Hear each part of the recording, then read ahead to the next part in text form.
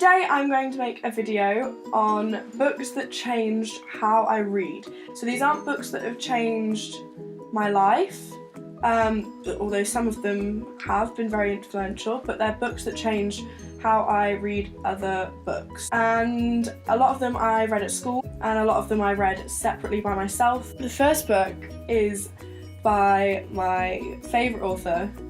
I must confess I haven't read a lot of his other books yet because I just haven't had the time because A-levels. I just fell in love with this author. I did my creative writing language coursework on him and I love it. That's John Steinbeck of Mice and Men. Now before this book I just used to read, and I mean I used to read books and kind of take them as they were.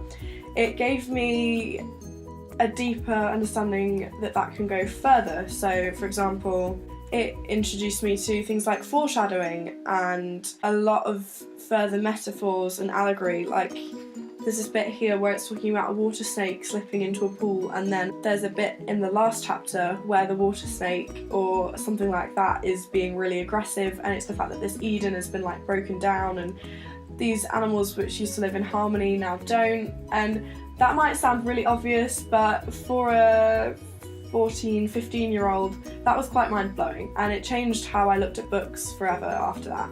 And I just loved finally feeling like I was actually being immersed in literature, because I'd read literature before, but I'd never read it. The second one I read a bit before that, actually. I was in France, we were there for a month, and I ran out of books. We found this small English bookshop with like books stacked everywhere, like I can still see it now, like tiny corridors with books everywhere.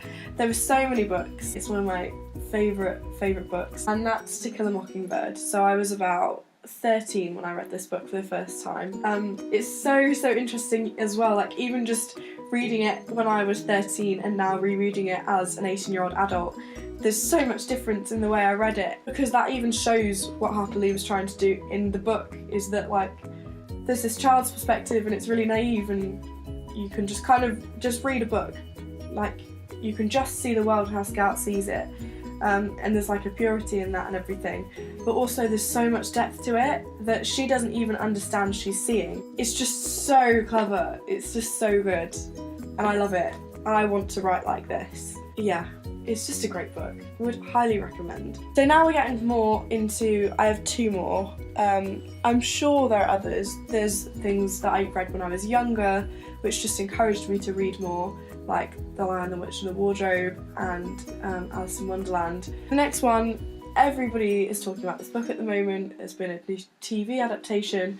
I did it for A-levels, so I spoke about it a lot for like the past year or so.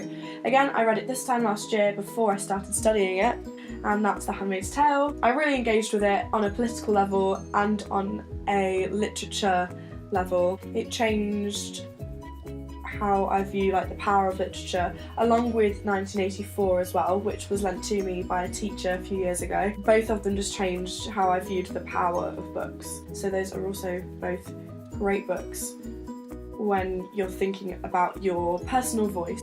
And the final one is a book I read for my coursework. I didn't really understand it at first, I'm not gonna lie. It just kind of felt like a stream of consciousness, which is the type of novel it is. And so I was a bit confused by it, kind of read it again and then was absolutely mind blown, and I used it so much for referencing in essays after I'd done my coursework even, and things like that. And that is Mrs. Dalloway by Virginia Woolf. But as you can see, this book is so rich with imagery and things, but it's not like in your face like something like The Great Gatsby is. It's so subtle. I don't know, just something about it really lit a passion inside of me, and a lot of it opened my eyes up to how to read things a lot more critically. So yes, those are 4/5, because I don't have 1984 with me, of the books that I feel helped me grow in my reading, and I'm sure there will be more to come. I'm about to do a literature degree, which I'm so excited about. People keep on talking about going back to school and things and like starting work again, but it doesn't feel like I'm going to be starting work. It feels like I'm going to be starting something that I really enjoy, and then it's not going to feel like work because I love English so much. I'm going to try and read so many books, so I'm sure I'm going to learn a lot more. Let me know some of the books that changed how you read. I hope to see you soon. Have a good Veda. Bye. Full disclosure, what a miserable game. Da, da, da, da. Full disclosure, again, same day, same filming thing.